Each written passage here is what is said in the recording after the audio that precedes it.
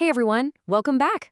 This is an explainer brought to you by Forge College. Now, if you recall in our last lesson on forwarding algorithms and priority handling, we unpacked the mechanics of who exactly gets to jump the line in Gulfstream. But today we're zooming out. We're tackling the big picture, latency reduction and load balancing techniques. Here's a quick rundown of our engineering blueprint for today. We're going to look at the network traffic jam, the 3 types of delay, opening up express lanes, smart routes and ramp meters, the trade-offs and tolls you'll have to pay, and finally, how to choose your blueprint. Let's get right into it. Okay, let's dive into this. Section 1, the network traffic jam, and why we need to move beyond just priority. Up until now, we've focused pretty heavily on priority tiers, basically figuring out which cars get to go first. But here's the thing. If a one-lane road is entirely backed up, knowing who goes first doesn't actually fix the traffic jam, right? We really need to shift our mindset. The core challenge today is how do we get more transactions to finality faster and with way fewer network hotspots? To wrap our heads around these abstract forwarding concepts, it helps to just think of it like traffic engineering. We're trying to smooth out peak demand so the cars can just keep rolling. Moving on to Section 2, 3 types of delay or finding the bottleneck. Because before we can actually fix the traffic, we have to identify exactly where these cars are slowing down. In our system, latency really breaks down into 3 very distinct parts. First up, you have propagation delay. This is literal travel time, your car actually driving down the highway between peers. Second is queuing delay. That's when you're idling in forwarder queues, basically just staring at the bumper in front of you. And third, processing delay. This is the time spent at the final destination doing CPU work and signature verification. Every single latency reduction tool we're going to talk about today targets one of these specific bottlenecks. All right, Section 3, opening express lanes, speculation and batching. So our very first tool here is speculative forwarding. Instead of waiting around for a final routing confirmation, forwarders proactively open up a temporary express lane. It's wild. We literally duplicate the transaction cars and send them down different highways at the exact same time. Why? Well, to make absolutely sure at least one copy beats the traffic and gets to multiple validators as fast as humanly possible. But as you probably know, network engineering has a funny rule. There are no free lunches. Speculation fundamentally trades bandwidth for speed. Sure, our VIP transactions get through incredibly fast, completely dodging that queuing delay.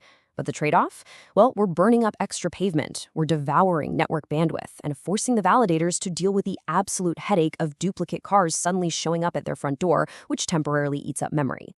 Now, if speculation is an express lane, batching is definitely our carpool lane. We take multiple small transactions and group them together into a single verification work unit. This is awesome because it beautifully amortizes the CPU friction for validators, right? They no longer have to verify one signature at a time. But just like a real carpool, you have to sit in the driveway waiting for everyone to actually get in the car. And that waiting period introduces what we call micro-batching latency. Next up, Section 4, smart routes and ramp meters, all about controlling the flow.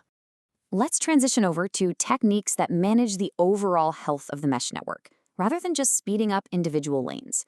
First is adaptive routing. Imagine a smart GPS, kind of like Waze, constantly routing cars away from congestion. Forwarders use lightweight metrics, like checking peer queue links, to send transactions to less loaded peers. But here's the ironic catch.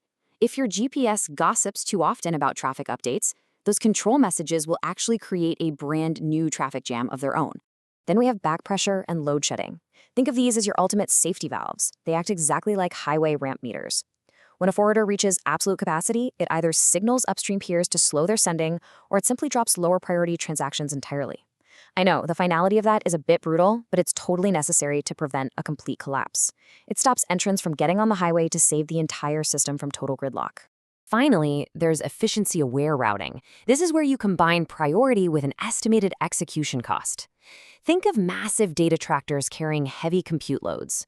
This technique routes those slow, heavy tractors exclusively to specialized validators that are built to handle them. This keeps overall throughput incredibly high. Of course, this assumes your cost prediction models are actually accurate. If they aren't, you might accidentally send a slow tractor into the fast lane and, well, ruin everyone's day. Which brings us to Section 5, the trade-offs and tolls, real-world application. And this brilliantly illustrates why we need these tools, so let's set the scene and see it in action. Imagine a massive market event hits our decentralized exchange. Boom, we're looking at a sudden 10x baseline traffic spike. The forwarders are completely saturated, and you've got a transaction that touches 3 heavily contended accounts just stuck in agonizing gridlock. Just look at this alarming jump in queuing delay. At baseline, it was a breezy 40 milliseconds. But during the spike, it balloons to a massive 300 milliseconds. Now, because we've identified queuing as our dominant bottleneck here, we know exactly which tool to grab. Deploying speculative forwarding directly attacks that 300 millisecond bar on the chart by finding an alternate, less congested path. So here's your ultimate decision matrix to keep in mind.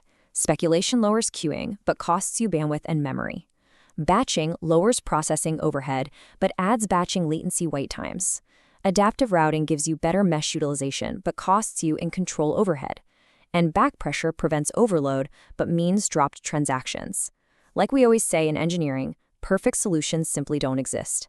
There are only calculated tolls you choose to pay. Let's synthesize all of this in Section 6, choosing your blueprint, next steps.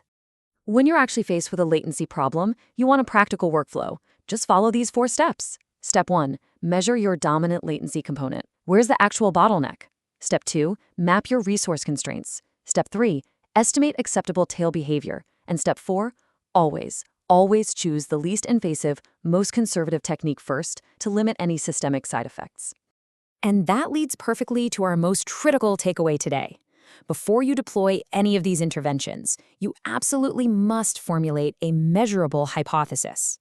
You need to predict exactly which latency component will change and by how much before you even touch the network.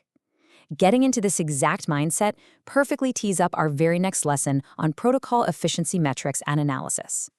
So I'm going to leave you with this. What does this all mean for your builds, and which technique will you hypothesize and test in your environment today?